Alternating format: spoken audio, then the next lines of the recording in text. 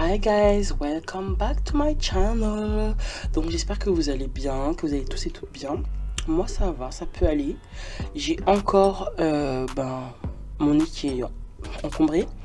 Mais bon, je pense que c'est déjà un peu mieux que la semaine dernière, clairement. Donc là on va revenir avec quelques potins, quelques petits blabla, quelques actus de stars. Donc je vais parler de Beyoncé Carter Knowles, de Hailey Bailey, on va parler de King, le fils de T.I. et Tiny là, l'enfant terrible. On va parler vite fait de Young Thug et on va parler de Kylie et Jordan. Donc concernant Beyoncé, on va commencer directement dans le vif du sujet. Vous savez tous et toutes qu'elle est en train de faire la première, elle est en train de faire la promotion de son film qui va nous retracer notamment les backstage de sa tournée Renaissance Tour. Et donc du coup on va voir tout ce qui se passe en backstage. Elle nous a filmé beaucoup de parties de sa tournée, tout ça. Franchement pour les personnes qui sont fans et qui n'ont pas pu aller voir le concert, je pense qu'elles en auront pour leur argent à se conserver quoi. De toute façon je pense aussi que les fans inconditionnels de Beyoncé iront quand même voir le film, même si ils ont assisté au concert, on est d'accord. Donc voilà, c'est ça. Donc Beyoncé, elle est récemment apparue pour la première de son film avec une silhouette mais snatched as fuck. Elle est vraiment magnifique. Elle est apparue avec une robe argentée avec une paire de gants. Elle était moulax au max. Ça lui va super bien d'ailleurs. Par contre moi il y a un truc qui m'a quand même interpellé. Donc je ne sais pas si c'est le fait qu'elle ait une perruque platine, blond platine, qui fait cet effet là, mais j'ai été interpellé par la couleur de sa peau. Donc est-ce qu'il fait déjà très froid là où elle vit? Parce qu'on sait très bien quand il fait froid à certains endroits on perd quelques teintes de couleur en fait. Enfin moi je sais que ça m'arrive en tout cas quand il fait très froid d'éclaircir. Il y a beaucoup de personnes à qui ça arrive aussi, il y en a qui changent pas, mais il y en a à qui ça fait vraiment on a la peau d'hiver et la peau d'été genre. Et donc Beyoncé elle est là et elle est ultra pâle, elle est rose, limite on dirait une crevette. J'ai pas trop compris, j'ai dit mais attends mais qu'est-ce qui se passe en fait? Qu'est-ce qu'elle fait? Qu'est-ce qu'elle a fait? Et les gens commencent déjà à venir. Ah ça y est, elle nous a fait le Michael, nanana. Sauf qu'il faut arrêter avec cette narrative de dès que quelqu'un se décolore la peau, de le comparer à Michael. Parce qu'il ne me semble pas que tout le monde souffre du vitiligo. Donc voilà. Donc je ne pense pas que Beyoncé viendra parler là-dessus. Elle n'a pas l'habitude de répondre au blabla et drama sur elle. Elle le fait jamais. Elle a un autre état d'esprit en fait. Elle est au-dessus de tout ça Beyoncé. C'est-à-dire que vous dites ce que vous voulez. De toute façon c'est clair. Elle déjà c'est déjà premier point, elle poste pas souvent. Et quand elle poste, ça casse internet. Donc elle n'a pas le temps de répondre. Il me semble même pas déjà avoir vu Beyoncé répondre à un commentaire sur un de ses posts. Peut-être que je me trompe pas. Faudrait que j'aille vérifier mais il me semble pas. Elle poste et puis elle s'en va comme je vous ai déjà dit. C'est pas quelqu'un qui a le temps de venir faire des commentaires etc. Elle fait même pas d'interview. C'est pour vous dire. Donc bon, je vais passer à la personne suivante. Donc on va continuer toujours dans la sphère de Beyoncé. On va parler de Hailey Bailey, qui récemment s'est retrouvée dans une sauce parce que les gens n'ont pas kiffé la tournure que ça a pris. Donc pour vous résumer l'histoire, elle et sa sœur en fait aller dans un salon de beauté pour se faire les ongles etc. Visiblement c'est un salon dont Hailey a l'habitude d'aller, justement c'est elle qui a proposé à Chloé de l'y emmener, puisque bon apparemment les ongles sont super bien faits là-bas, la presta est de qualité etc. Donc elle a proposé ça à sa sœur. Seulement Hailey, elle étant arrivée plus tôt, elle a prévenu quand même la prestataire que sa sœur allait avoir du retard. Donc bon, sa soeur ayant du retard, la dame lui a dit bon, elle peut prendre quelques minutes de retard, mais pas plus. Voyant que Chloé ne se pointait pas forcément, le temps c'est de l'argent, donc forcément elle demande à Hailey, mais elle est où ta soeur, qu'est-ce qu'elle fait, nanana. Bon, ça a visiblement agacé la petite sirène, ça l'a agacé clairement, ça a agacé Hailey, et elle a commencé à lui dire Bah écoutez, bon bah si c'est ça, bon bah moi je pars et tout quoi, parce que c'est bon, j'en ai marre d'entendre oui ta soeur, oui ta soeur. Ce que je peux comprendre, hein, je peux comprendre complètement la situation, parce que c'est pas elle qui est en retard, c'est sa soeur, et qu'on te rabâche oui elle est ta soeur, elle est ta soeur, ça peut être chiant.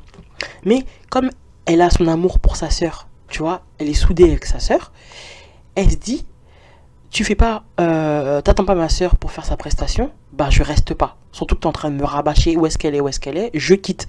Donc elle explique qu'elle avait même encore les ongles enfin elle était encore, elle avait les pieds mouillés, elle était en train de faire ses ongles, ils étaient encore avec la poudre et tout, je sais pas quoi, tout poussiéreux et tout ça, mais elle s'est barrée. Donc la dame lui a dit mais écoute, si tu veux nous on continue ta prestation, mais c'est juste qu'on va devoir annuler celle de ta soeur. Elle a pas kiffé, elle s'est barrée. Elle a dû sûrement aller raconter tout ça, tout ce qui s'était passé à DDG là, son copain. Et lui, qu'est-ce qu'il a fait comme un con? Il s'est empressé d'aller sur les réseaux, de dire aux gens que le salon, la dame qui tenait le salon était raciste, que ils faisaient mal, d'aller mal les noter, etc. Machin, un tas de trucs. Le mec, il a déversé un tas de trucs, de conneries sur la dame. Il était même pas sur place, donc on te raconte un truc. Toi, tu vas te déformer comme un con. Il a donné l'adresse de la dame, tout. Il a tout donné. Donc, dites-vous bien, la dame, comme il est suivi quand même par pas mal de personnes, elle s'est faite harceler, les gens sont partis dans son salon, ils sont partis lui dire des méchancetés, des atrocités, etc. En plus, on apprend quoi? Parce que la dame est venue faire une vidéo qu'elle est enceinte. Donc vous êtes là, vous êtes en train de faire un stress, vous êtes en train de stresser une dame qui veut juste faire ses sous, parce que le temps c'est de l'argent, si tu as du retard, et qu'on te dit qu'on annule, c'est parce que derrière il y a des gens qui vont venir. C'est comme quand vous allez chez le médecin, peu importe la prestation ou peu importe le soin que vous avez décidé de faire, il y a des gens derrière qui attendent en fait, tout simplement. Donc tu peux pas te permettre d'avoir du retard aussi conséquent et derrière bomber le torse et croire que tu es dans ton bon droit parce que tu as tort en fait. Après, tout ça c'est Ali et DDG, hein. Chloé, elle n'a pas parlé, elle s'est pas prononcée là-dessus. Elle, comment dirais-je, la seule chose on peut lui reprocher à elle, c'était d'être en retard. Tout le reste, c'est Ali et DDG, on est d'accord. Donc, après, il s'ensuit que, du coup, la dame a fait une vidéo où elle est en pleurs, elle est en panique, elle est en train de dire que, en plus, elle sait même pas qui était DDG, puisque quand elle parle dans sa vidéo, elle dit oui, une personne que Ellie connaît et qui a beaucoup de followers, est venue sur internet mettre des trucs sur elle, etc. Donc elle sait même pas, elle les connaît même pas en fait. S'il le faut, elle le connaît pas le mec et tout. Et bref, elle a eu plein de mauvaises notes, sur son site, etc. Plein de trucs. Il y a des gens qui ont décommandé, il y a des gens qui prennent même plus rendez-vous. Elle est dans un stress. En plus, elle est enceinte, donc vous imaginez même pas les hormones et tout, le stress, qu'il y a des gens qui viennent dans votre salon pour vous proférer des menaces, etc. Non mais c'est un grand délire. Parce que tu racontes un truc à ton copain, de quoi il va se mêler à intervenir.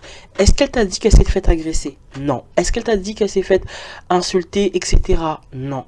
Pourquoi tu prends tes réseaux pour aller faire ce genre de choses? On n'est pas là pour ce genre de choses. Gars, elle t'a raconté quelque chose, tu prends les différentes informations, tu analyses et tu agis en fonction. Là, il n'y avait aucune raison d'aller faire tout ce truc, tout ce tintouin, tout ce drama, tout ce truc. C'était n'importe quoi. Donc après, Ali, elle est revenue sur les réseaux en disant, en gros, elle revient avec un post en disant, en essayant de dédramatiser la chose, sauf que l'autre, qui s'est déjà pris tous les backlash derrière, c'est elle en fait à qui il faudrait aller, c'est elle qu'il faudrait rassurer en fait. Donc, parce qu'en plus, elle s'est permise aussi de dire comme quoi qu'elle a ramené des clients pour la dame, etc. Donc, en gros, parce que tu ramènes des clients pour quelqu'un, ça te permet d'avoir un retard conséquent. Dans ces cas-là, si c'est ça, t'as qu'à privatiser. Si vous êtes si tellement des divas, chier nos divas. Vous pouvez pointer Hailey, hein. À quel moment tu veux faire ta diva et tu fais pas une privatisation de l'endroit? Si vous êtes si tellement des divas, mais privatise l'endroit, comme ça tu es sûr que même si tu arrives en retard, peu importe, il y aura un créneau, tout le créneau sera pour vous. Je sais pas, t'as pas à venir à répéter ça à ton gars s'empresse de prendre ses réseaux, faire autant de bruit, oh non. On va arrêter, on va passer à la prochaine personne parce que là C'est too much en fait. Donc au royaume de T.I. et Tiny, on a un petit King. Mais le petit King en question, lui, ça fait un moment moi que j'avais compris qu'il était dramatique en fait. Trop grosse bouche. Et en fait, littéralement et physiquement, il a une trop grosse bouche. Clairement. Lui, c'était trop l'enfant roi, c'était trop l'enfant qui faisait ce qu'il voulait. J'avais déjà vu une première vidéo qui avait circulé de lui et de sa sœur Deja, où elle le défendait, je sais pas si c'était une mise en scène ou c'était quoi, mais je pense pas. Et en fait, on la filmait et il était en train de dire, elle était en train de demander que ce que son frère avait fait. Et donc lui, il se cachait derrière ça parce qu'il s'est souvent caché. Les gens l'ont souvent défendu en fait, ils ont souvent défendu ses agissements. Et en fait, en défendant des fois ce genre de comportement, la personne, des fois, elle se retourne même contre vous. Et c'est ce qui est arrivé à T.I. et Tiny. Donc, ils se sont moqués de lui, ouvertement. En fait, Tiny, elle a carrément dit que la raison... Elle a expliqué que la raison pour laquelle lui, il voulait tout le temps aller chez sa grand-mère, c'est parce qu'il prenait des tétines en cachette, je sais pas quoi. Donc, en gros, ils ont balancé quelques pics sur lui. Parce qu'il veut toujours faire le mec gangster, etc. Donc, ils ont essayé de le faire redescendre, mais il a pas kiffé. Et du coup, il s'est retourné contre ses parents. On l'entend, il était en live, le mec. Il faisait le show et tout. Ouais, moi, je rigole pas et tout. Je suis pas un mec avec qui vous rigolez. Vous savez très bien que je rigole pas. En fait, l'enfant terrible, genre. Lui, c'est l'enfant terrible. Et donc, du coup... à un moment donné, on voit même que ça en vient en main avec T.I. En fait, on s'aperçoit que T.I. il lui dit ouais, je rigole pas avec toi en fait, en mode mets-toi bien quoi, tu vois. Et lui, il continue à dire ouais, genre lâche-moi négro et tout. Le mec, il parle comme ça à son père. Et franchement, la vidéo après à un moment donné, elle coupe, mais tu vois bien que à force de laisser faire des choses, ça a donné ce résultat parce que King en train de fumer des joints dans un jacuzzi pendant qu'il fait son anniversaire, quand tu sais que T.I. derrière il inspecte pour savoir si sa fille est encore pure et tout, et lui qui est plus petit, tu ne prends pas, en fait, voilà les retombées. Il a trop mis King sur un piédestal, il a trop essayé d'être, on va dire, il a trop sévi au niveau de Deja et pas assez au niveau de King, sachant quand on regardait King, déjà on le voyait que c'était un enfant qui n'était pas droit. Quand tu regardes Deja, on voit que c'est une fille qui a la tête sur les épaules, qui sait ce qu'elle fait. King, tu vois bien que c'est un enfant qui a trop de bouche, qui parlait tout le temps, même quand c'était pas lui. Tu voyais bien que c'était un élément perturbateur, clairement. Et là que maintenant, pendant un match, vous êtes censé kiffer votre moment, etc. Non, ça donne ça. Non, mais la honte. Et en plus, c'était publié, c'était en live et tout. Enfin, je veux dire, les gens, ils étaient en train de regarder ça en live sur Instagram. Mais quelle honte, quoi. Quelle honte. Donc, ils se démerdent avec leur petit roi, là, qui est en train de leur faire honte. Et on va passer à la prochaine personne. Donc ça sera Yoon Thug. Vous vous rappelez, Yoon Thug était venu en Guadeloupe pour faire un concert. Il était venu faire une prestation, Crary, après ça avait mal tourné. Il avait pris trop de temps pour venir et tout. Et après ça, il a pris 2 minutes pour faire un show. Et les gens se disent, attends, tu crois que tu vas venir pour 2 secondes là, on a payé combien d'argent? On nous rachait ça en quoi? Il y a un gars qui a arraché sa chaîne. Après, ils sont empressés de prendre ses réseaux pour dire ouais, Guadeloupe, fiasco, loupé, fiasco, je sais pas quoi. On vous voit même pas sur la carte, nanana. On voit pas sur la carte, t'as atterri là où on est, en tout cas, quoi qu'il en soit. The fuck. Et donc là, maintenant, Mister, il est en procès. Moi, je te dis, il y a un truc. Bon, de toute façon, c'est déjà un gangster de base, mais t'as trop parlé sur nous, t'as trop fait la bouche. Regarde maintenant, aujourd'hui, t'es dans quoi? T'es dans le caca. Dans le caca. Donc Yoon Thug, là, son procès, il est ouvert. Donc c'était juste pour vous dire ça.